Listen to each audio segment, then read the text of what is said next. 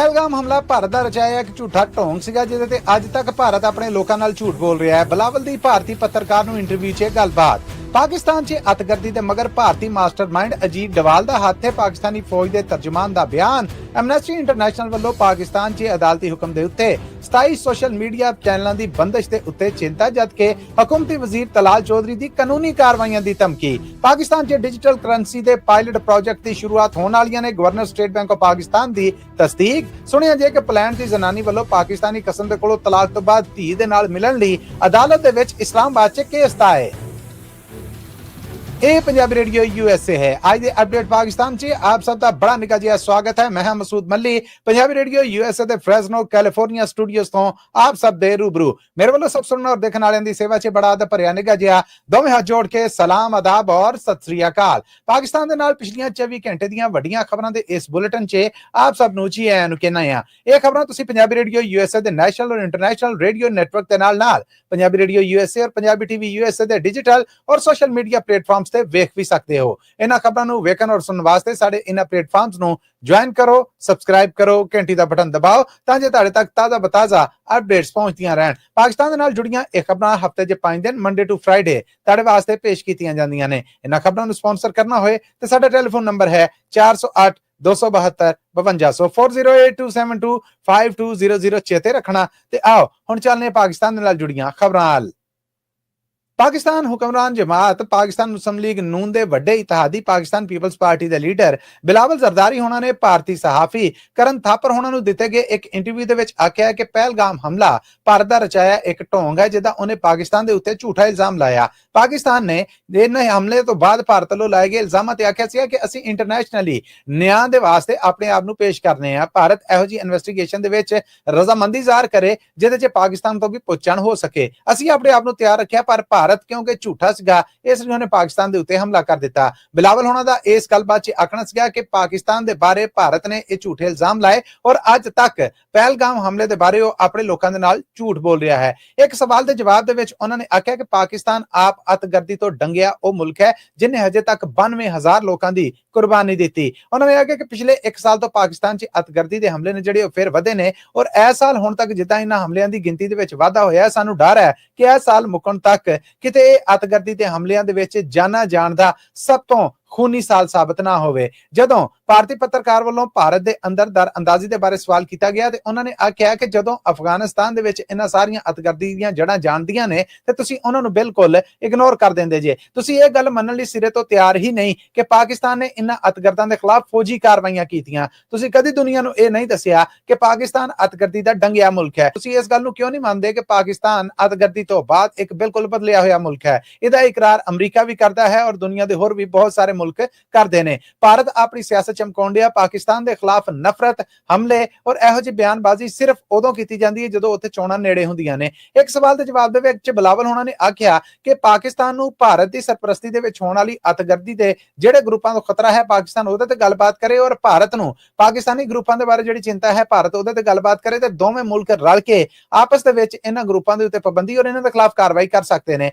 भारतीय पत्रकार वल्लों जदों लश्कर तैयबा दे हाफिज सईद दे बारे सवाल कीता गया ते उन्होंने आख्या कि पाकिस्तान दे विच उहदे खिलाफ मुकदमे चले जिहदे च अतगर तंजीमां नूं उहदे फंड देण बारे उहनूं 31 साल कैद बा मुशक्कत और नजरबंदी है। हां जे भारत ने बंबई हमलियां दे मामले दे उत्ते उहदे ते लाए इल्जाम ने जिहड़े उहनां च उहनूं सज़ा देनी है ते इह केस अदालत उदों तुरेगा जदों भारत इहदे सबूत देगा। पर सबूतां दे मामले च जदों हाफिज सईद दे बारे गल हुंदी है ते भारत परां हो जांदा है और पाकिस्तान दे नाल सबूत है जिहड़े ओह साझे नहीं कीते जांदे। हां असीं चाहुंदे हां कि हाफिज सईद समेत इहो जे सारे किरदार जिन्हां नूं भारत खतरा समझदा है पाकिस्तान उहनां ते पाबंदी ला देवे। पर जदों पाकिस्तान दे सूबे बलूचिस्तान दे विच अतगर्दी दे सारे मामलिਆਂ और बलोच लड़ाकू ग्रुपां दी गल हुंदी है ते यूएनओ दे विच पाकिस्तान जदों पाबंदी वास्ते गां हुंदा है ते भारत इन्हां मामलिਆਂ दे विच कंध बन के खलो जांदा है। इन्हां हालातां दे विच तुसीं खित्ते दे अंदर कदे भी अमन नहीं लिया सकदे। ताड़ी दो हत्थां दे नाल वजदी है। पाकिस्तान और भारत नूं रल बैठ के मसले निबेड़ने चाहंदे। मैं नहीं चाहुंदा कि आउंदे समय दे विच ताड़ियां और साड़ियां पीढ़ियां कश्मीर पानी और अतगर्दी दे मामले दे उत्ते झगड़ियां दा हिस्सा बनन।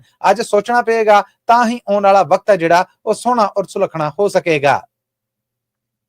पाकिस्तानी फौज के तर्जुमान महकमे ISPR के तर्जुमान उन्होंने आख्या है कि पाकिस्तान के अंदर जिन्नी अतगर्दी है ਉਹਦੇ ਪਿੱਛੇ ਭਾਰਤੀ ਮਾਸਟਰਮਾइंड है और ਉਹਦਾ ਨਾਂ है ਅਜੀਤ ਡੋਵਾਲ। ਉਹਨਾਂ ਨੇ ਇਹ ਗੱਲਾਂ ਅਲ ਜਜ਼ੀਰਾ ਟੀਵੀ ਦੇ ਨਾਲ ਕੀਤੇ ਗਏ ਇੱਕ ਇੰਟਰਵਿਊ ਦੇ ਵਿੱਚ ਕੀਤੀਆਂ ਨੇ, ਜਿਹਦੇ 'ਚ ਜਨਰਲ ਅਹਿਮਦ ਸ਼ਰੀਫ ਚੌਧਰੀ ਹੋਣਾ ਦਾ ਆਖਣਾ ਸੀਗਾ ਕਿ ਪਾਕਿਸਤਾਨ ਦੇ ਵਿੱਚ ਅਤਗਰਦੀ ਦੇ ਜਿੰਨੇ ਮਾਮਲੇ ਹੋਣਦੇ ਨੇ ਉਹਨਾਂ ਦੇ ਪਿੱਛੇ ਭਾਰਤੀ ਹੱਥ ਹੈ। ਭਾਰਤ ਇਹਨਾਂ ਅਤਗਰਦਾਂ ਨੂੰ ਸਪਾਂਸਰ ਕਰਦਾ ਹੈ, ਮਾਲੀ ਮਦਦ ਦਿੰਦਾ ਹੈ ਔਰ ਅਫਗਾਨਿਸਤਾਨ 'ਚ ਟਿਕਾਣਿਆਂ ਦੇ ਅੰਦਰ ਇਹਨਾਂ ਦੇ ਟ੍ਰੇਨਿੰਗ ਕੈਂਪ ਨੇ ਜਿਨ੍ਹਾਂ ਨੂੰ ਭਾਰਤੀ ਸਪੋਰਟ ਹੈ ਔਰ ਉਥੋਂ ਟ੍ਰੇਨਿੰਗ ਤੋਂ ਬਾਅਦ ਇਹ ਹਮਲੇ ਨੇ ਜਿਹੜੇ ਇਹ ਪਾਕਿਸਤਾਨ 'ਚ ਹੁੰਦੇ ਨੇ। ਪਾਕਿਸਤਾਨ ਇਹ ਮਾਮਲਿਆਂ ਦੇ ਉੱਤੇ ਕਈ ਵਾਰ ਆਵਾਜ਼ ਚੁੱਕ ਚੁੱਕਿਆ ਹੈ। ਆਲਮੀ ਪੱਧਰ ਦੇ ਉੱਤੇ ਅਸੀਂ ਦੁਨੀਆ ਨੂੰ ਵੀ ਇਹ ਕਹਿਣ ਦੇ ਹਾਂ ਕਿ ਇਸ ਪਾਸੇ ਤਵੱਜੋ ਦੇਵੇ ਔਰ ਅਸੀਂ ਅਫਗਾਨਿਸਤਾਨ ਨੂੰ ਵੀ ਬਾਰ-ਬਾਰ ਆਖਿਆ ਹੈ ਕਿ ਉਹਦੀ ਧਰਤੀ ਪਾਕਿਸਤਾਨ ਦੇ ਖਿਲਾਫ ਇਸਤੇਮਾਲ ਹੋਣ ਰਹੀ ਹੈ। ਉਹਨਾਂ ਨੇ ਆਖਿਆ ਕਿ ਬਲੋਚਿਸਤਾਨ ਦੇ ਵਿੱਚ ਜੋ ਕੁਝ ਵੀ ਹੋ ਰਿਹਾ ਆ ਉਹ ਸਿਰਫ ਔਰ ਸਿਰਫ ਭਾਰਤੀ ਸ਼ਹਿ ਤੇ ਹੋ ਰਿਹਾ ਆ। ਉੱਥੇ ਗਰੀਬੀ ਤੋਂ ਅਸੀਂ ਇਨਕਾਰੀ ਨਹੀਂ ਹੈ, ਉੱਥੋਂ ਦੇ ਸਿਸਟਮ ਦੇ ਵਿੱਚ ਖਰਾਬੀਆਂ ਜਿਹੜੀਆਂ ਉਹਦੇ ਤੋਂ ਅਸੀਂ ਇਨਕਾਰੀ ਨਹੀਂ ਹੈ, ਲੇਕਿਨ ਕੀ ਦੁਨੀਆ ਦੇ ਤਰੱਕੀ ਯਾਫਤਾ ਮੁਲਕਾਂ ਦੇ ਵਿੱਚ ਵੀ ਸਭ ਕੁਝ ਠੀਕ ਹੈ। ਇਹ ਸਾਡੇ ਅੰਦਰ ਦਾ ਮਾਮਲਾ ਹੈ ਜਿਹਨੂੰ ਭਾਰਤ ਇੱਕ ਬਗਾਵਤ ਦਾ ਰੰਗ ਦੇ ਕੇ ਬਲੋਚਿਸਤਾਨ ਨੂੰ ਪਾਕਿਸਤਾਨ ਤੋਂ ਤੋੜਨ ਦੀਆਂ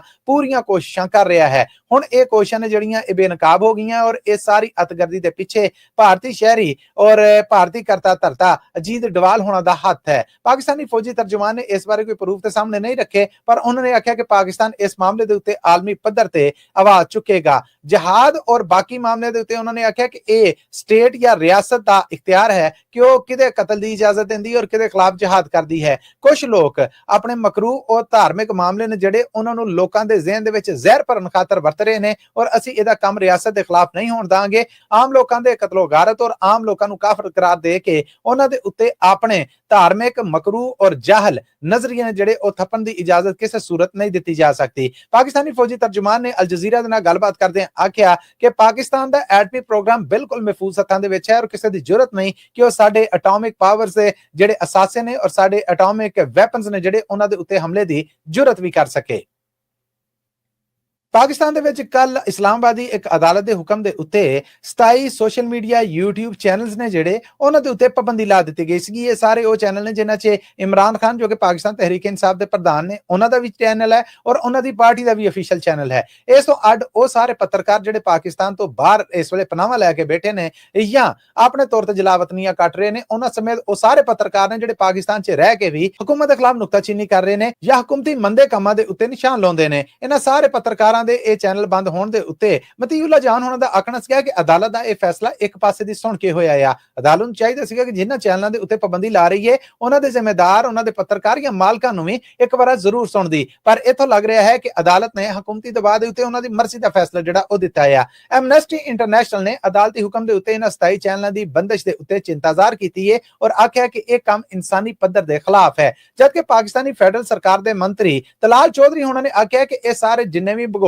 ਪੱਤਰਕਾਰ ਨੇ ਔਰ ਜਿਹੜੇ ਪਾਕਿਸਤਾਨ ਦੇ ਵਿੱਚ ਰਹਿ ਕੇ ਇਹ ਕੰਮ ਕਰਨ ਦੇ ਨੇ ਉਹਨਾਂ ਨੂੰ ਖਬਰਦਾਰ ਕਰਨੇ ਆ ਕਿ ਉਹਨਾਂ ਦੇ ਖਿਲਾਫ ਕਾਨੂੰਨੀ ਕਾਰਵਾਈ ਵੀ ਕਰਾਂਗੇ। ਉਹਨਾਂ ਨੇ ਆਖਿਆ ਕਿ ਇਹ ਨਹੀਂ ਹੋ ਸਕਦਾ ਕਿ ਕੋਈ ਵੀ ਬੰਦਾ ਆਪਣੇ ਹੱਥ ਦੇ ਵਿੱਚ ਮੋਬਾਈਲ ਫੜੇ ਸਰਕਾਰ ਦੇ ਖਿਲਾਫ ਫਤਵੇ ਦੇਵੇ ਜਾਂ ਕਿਸੇ ਦੇ ਕਤਲ ਦੇ ਫਤਵੇ ਦੇਵੇ ਜਾਂ ਕਿਸੇ ਦੇ ਸਿਰ ਦਾ ਮੁੱਲ ਆ ਜਿਹੜਾ ਉਹ ਤੈਅ ਕਰੇ। ਤਲਾਲ ਚੌਧਰੀ ਉਹਨਾਂ ਨੇ ਆਖਿਆ ਕਿ ਹੁਣ ਵਕਤ ਆ ਗਿਆ ਹੈ ਕਿ ਇਹਨਾਂ ਲੋਕਾਂ ਨੂੰ ਨੱਥ ਪਾਈ ਜਾਏ। ਪੂਰੀ ਦੁਨੀਆ ਦੇ ਵਿੱਚ ਸਾਈਬਰ ਸਿਕਿਉਰਿਟੀ ਔਰ ਸਾਈਬਰ ਕ੍ਰਾਈਮ ਦੇ ਬਾਰੇ ਕਾਨੂੰਨ ਮੌਜੂਦ ਨੇ। ਪਾਕਿਸਤਾਨ ਦੇ ਵਿੱਚ ਜਦੋਂ ਇਹ ਕਾਰਵਾਈ ਹੋ ਰਹੀ ਹੈ ਤੇ ਇਹ ਲੋਕ ਇਹਨੂੰ ਇਨਸਾਨੀ ਪੱਧਰ ਦੇ ਖਿਲਾਫ ਕਰਾਰ ਦੇ ਰਹੇ ਨੇ। ਹਕੂਮਤ ਇਸ ਮਾਮਲੇ ਦੇ ਉੱਤੇ ਪਰਾਂ ਨਹੀਂ ਹੋਏਗੀ ਔਰ ਆਪਣਾ ਕੰਮ ਰੱਖੇਗੀ ਕਿਉਂਕਿ ਇਹੋ ਹੀ ਮੁਲਕ ਦੇ ਭਲੇ ਦੇ ਵਿੱਚ ਹੈ।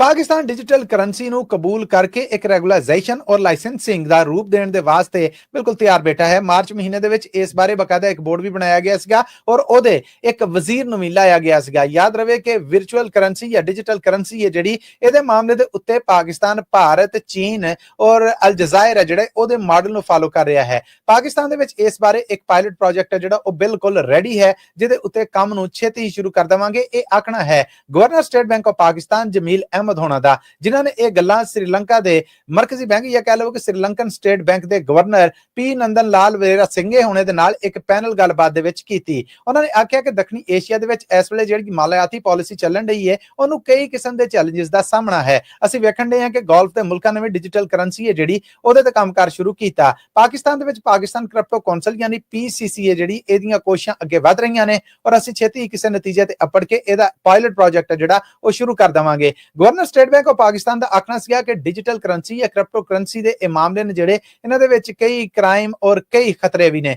ਪਰ ਅਸੀਂ ਇਹਨਾਂ ਖਤਰਿਆਂ ਔਰ ਕ੍ਰਾਈਮਸ ਦੇ ਨਾਲ ਨਿਬੜਨ ਵਾਸਤੇ ਬੜੀ ਸਮਝਦਾਰੀ ਦੇ ਨਾਲ ਅੱਗੇ ਤੁਰ ਰਹੇ ਹਾਂ, ਕਿਉਂਕਿ ਅਸੀਂ ਇਸ ਕਰੰਸੀ ਰਾਹੀਂ ਇੰਟਰਨੈਸ਼ਨਲ ਜਿਹੜੇ ਮੌਕੇ ਨੇ ਉਹਨਾਂ ਤੋਂ ਫਾਇਦਾ ਚੁੱਕਣਾ ਚਾਹੁੰਦੇ ਹਾਂ। ਫਾਇਦਾ ਚੁੱਕਣ ਦੇ ਨਾਲ ਅਸੀਂ ਖਤਰਿਆਂ ਔਰ ਫਰਾਡ ਨੇ ਜਿਹੜੇ ਉਹਨਾਂ ਦੇ ਰੋਕ ਵਾਸਤੇ ਇਹ ਕੰਮ ਕਰਨ ਦੇ ਹਾਂ ਕਿ ਜਦੋਂ ਇਹ ਸਾਰੇ ਕੰਮ ਹੋ ਜਾਣ ਉਸ ਤੋਂ ਬਾਅਦ ਅਸੀਂ ਲੋਕਾਂ ਨੂੰ ਆਜ਼ਾਦੀ ਦਈਏ ਕਿ ਉਹ ਸਿਰਫ ਉਹ ਸੋਰਸ ਜਿਹੜੇ ਲਾਇਸੈਂਸਿੰਗ ਨੇ ਉਹਨਾਂ ਦੇ ਰਾਹੀਂ ਲੈਣ ਦੇਣ ਕਰਨ, ਤਾਂ ਜੇ ਕਿਸੇ ਵੀ ਨੁਕਸਾਨ ਦੀ ਸੂਰਤ ਦੇ ਵਿੱਚ ਜ਼ਿੰਮੇਵਾਰੀ ਪੂਰੀ ਹੋ ਜਾਵੇ ਔਰ ਇਹਦੇ ਤੇ ਕੋਈ ਨਾ ਕੋਈ ਕੰਮ ਜਿਹੜਾ ਉਹ ਐਕਸ਼ਨ ਦੀ ਸੂਰਤ ਲਿਆ ਜਾ ਸਕੇ। ਨਾਲ ਹੀ ਉਹਨਾਂ ਨੇ ਆਖਿਆ ਕਿ ਇਸ ਕੰਮ ਦੇ ਵਾਸਤੇ ਅਸੀਂ ਪਾਕਿਸਤਾਨ ਦੇ ਵਿੱਚ ਚੀਨ ਦੇ ਇੱਕ ਆਲਾ ਜ਼ਿੰਮੇਦਾਰ ਨੇ ਜਿਹੜੇ ਉਹਨਾਂ ਨੂੰ ਜ਼ਿੰਮੇਵਾਰੀਆਂ ਦਿੱਤੀਆਂ ਨੇ ਜੋ ਇਹਦੇ ਤੇ ਕੰਮ ਕਰ ਰਹੇ ਨੇ। ਸਟੇਟ ਬੈਂਕ ਆਫ ਪਾਕਿਸਤਾਨ ਦੇ ਗਵਰਨਰ ਦਾ ਆਖਣਾ ਸੀਗਾ ਕਿ ਬਿਲਾਲ ਬਿਨ ਸਾਕਿਬ ਜੋ ਕਿ ਕ੍ਰਿਪਟੋ ਕਰੰਸੀ ਦੇ ਮਿਨਿਸਟਰ ਨੇ ਔਰ ਫੈਡਰਲ ਸਰਕਾਰ ਵੱਲੋਂ ਉਹਨਾਂ ਨੂੰ ਜ਼ਿੰਮੇਵਾਰੀਆਂ ਦਿੱਤੀਆਂ ਗਈਆਂ ਨੇ, ਉਹਨਾਂ ਨੇ ਇਹਦੇ ਤੇ ਆਪਣਾ ਕੰਮ ਅੱਗੇ ਤੋਰ ਦਿੱਤਾ ਹੈ ਔਰ ਬਕਾਇਦਾ ਇਸ ਮਾਮਲੇ ਦੇ ਉੱਤੇ ਅਮਰੀਕੀ ਸਰਕਾਰ ਹੈ ਜਿਹੜੀ ਉਹਨੂੰ ਵੀ ਅਸੀਂ ਭਰੋਸੇ 'ਚ ਲਿਆ ਆ, ਜਿਹੜੀ ਪਾਕਿਸਤਾਨ ਦੀ ਭਰਵੀਂ ਮਦਦ ਕਰ ਰਹੀ ਹੈ।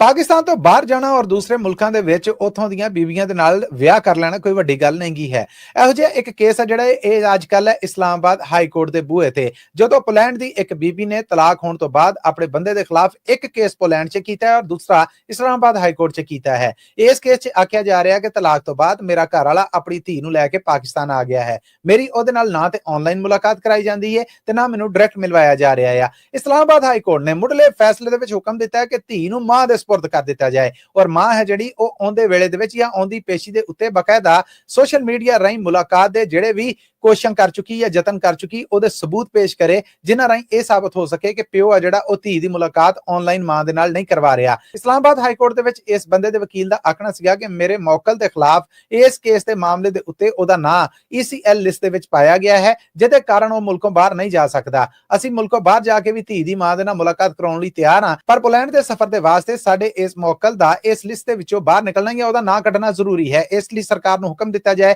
ਕਿ ਉਹਨਾਂ ਦਾ ਨਾਂ ECL ਦੇ ਲਿਸਟ ਤੋਂ ਜਾਂ ਖਾਤੇ ਚੋਂ ਬਾਹਰ ਕੱਢਿਆ ਜਾਏ। ਅਦਾਲਤ ਨੇ ਹੁਕਮ ਦੇ ਦਿੱਤਾ ਕਿ ਇਸ ਬੰਦੇ ਦਾ ਨਾਂ ਖਾਤੇ ਦੇ ਵਿੱਚੋਂ ਬਾਹਰ ਕੱਢ ਦਿੱਤਾ ਜਾਏ ਔਰ ਧੀ ਨੂੰ ਫੌਰੀ ਤੌਰ ਤੇ ਪੋਲੈਂਡ ਤੋਂ ਆਈ ਮਾਂ ਦੇ ਹਵਾਲੇ ਕਰ ਦਿੱਤਾ ਜਾਏ। ਉਹ ਕੁਝ ਦਿਨ ਮਾਂ ਦੇ ਨਾਲ ਗੁਜ਼ਾਰੇਗੀ ਤੇ ਆਪੇ ਐਡਜਸਟ ਕਰ ਲਵੇਗੀ। ਪਿਓ ਦੀ ਇਸ ਗੱਲ ਨੂੰ ਰੱਦ ਕਰ ਦਿੱਤਾ ਗਿਆ ਹੈ ਕਿ ਮੇਰੀ ਧੀ ਹੈ ਜਿਹੜੀ ਉਹ ਨਾ ਤੇ ਮਾਂ ਨੂੰ ਪਛਾਣਦੀ ਹੈ ਤੇ ਨਾ ਉਹਦੇ ਨਾਲ ਗੱਲ ਕਰਨਾ ਚਾਹੁੰਦੀ ਹੈ। ਨਾਲ ਹੀ ਅਦਾਲਤ ਨੇ ਇਹ ਆਖਿਆ ਕਿ ਆਉਂਦੀ ਪੇਸ਼ੀ ਦੇ ਉੱਤੇ ਦੋਵੇਂ ਧਿਰਾਂ ਆਪੋ ਆਪਣੇ ਸਬੂਤ ਪੇਸ਼ ਕਰਨ। ਲੋ ਜੀ, ਇਹਦੇ ਨਾਲ ਹੀ ਅੱਜ ਤੱਕ ਦਾ ਅਪਡੇਟ ਪਾਕਿਸਤਾਨ ਹੈ ਜਿਹੜਾ ਉਹ ਇੱਥੇ ਹੀ ਮੁੱਕਦਾ ਹੈ। ਮੈਨੂੰ ਮਸੂਦ ਮਲੀ ਨੂੰ ਇਜਾਜ਼ਤ ਦਿਓ। ਜਾਣ ਤੋਂ ਪਹਿਲਾਂ ਇੱਕ ਵਾਰ ਫਿਰ ਦੱਸਦਾ ਜਾਵਾਂ ਕਿ ਇਹ ਖਬਰਾਂ ਤੁਹਾਡੇ ਵਾਸਤੇ ਪੰਜਾਬੀ ਰੇਡੀਓ USA ਦੇ ਨੈਸ਼ਨਲ ਔਰ ਇੰਟਰਨੈਸ਼ਨਲ ਰੇਡੀਓ ਨੈਟਵਰਕ ਦੇ ਨਾਲ ਪੰਜਾਬੀ TV USA ਔਰ ਪੰਜਾਬੀ ਰੇਡੀਓ USA ਦੇ ਡਿਜੀਟਲ ਔਰ ਸੋਸ਼ਲ ਮੀਡੀਆ ਪਲੇਟਫਾਰਮਸ ਤੋਂ ਵੀ ਰੋਜ਼ ਪੇਸ਼ ਕੀਤੀਆਂ ਜਾਂਦੀਆਂ, ਹਫਤੇ 'ਚ 5 ਦਿਨ, ਮੰਡੇ ਟੂ ਫਰਾਈਡੇ। ਇਹਨਾਂ ਖਬਰਾਂ ਨੂੰ ਜੇ ਤੁਸੀਂ ਸਪਾਂਸਰ ਕਰਨਾ ਹੋਏ ਤੇ ਸਾਡੇ ਟੈਲੀਫੋਨ ਨੰਬਰ 408 272 5200 4082725200 ਹੈ, ਜਦਕਿ ਇਹਨਾਂ ਖਬਰਾਂ ਨੂੰ ਸੁਣਨ ਔਰ ਵੇਖਣ ਵਾਸਤੇ ਜੁਆਇਨ ਕਰੋ ਸਾਡੇ ਇਹ ਸਾਰੇ ਡਿਜੀਟਲ और सोशल मीडिया प्लेटफॉर्म्स, सब्सक्राइब करो, घंटी का बटन दबाओ तांजे तुहाडे तक ताज़ा बताज़ा अपडेट्स पहुंच सकन। आज तक लिए अपडेट पाकिस्तान चो इन्ना ही। मैनू मसूद मली नू अमरीका चो 9 जुलाई साल 2025 और पाकिस्तान के 10 जुलाई 2025 दे इस अपडेट पाकिस्तान चो दो इजाजत। फिर मिलांगे, उनकी मुलाकात तक लिए तुहाडा मेरा सारियां दा रब राखा।